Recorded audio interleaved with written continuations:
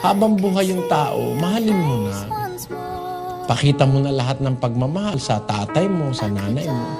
Pero pagdating na namatay na, hindi na nila mararamdaman yun eh. Wala ka nang magagawa ron sa na mararamdaman pa nila, maa-appreciate nila. Kaya ang sabi sa 6, wala na pala silang bahaging anuman sa anumang ginagawa sa ilalim ng araw. So wala na tayong magagawa para sa kanila. Ang kanilang alaala na wala na, yung pagtatanim nila, yung pag-ibig nila, yung kanilang pagpananaghili, wala na.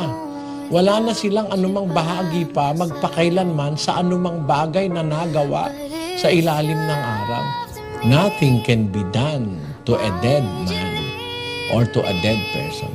Kapatay na ang tao, ipagpasa Diyos na natin. Pero lahat ng gagawin natin para sa Kanya, pagpatay na siya, gawin na natin samantalang siya'y buhay.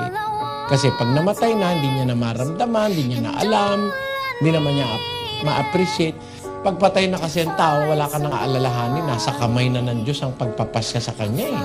Sabi dun sa 12 Gs ng Job, nasa kamay niya ang kaluluwa ng bawat bagay na may buhay at ang hininga ng lahat ng mga tao. Pagka namatay na siya, pinal na yun.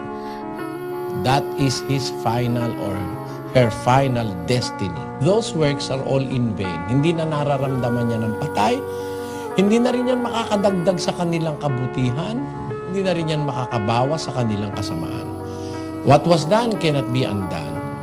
So, kung alin yung na-record sa talaan ng Diyos, yun ang kanilang pananagutan.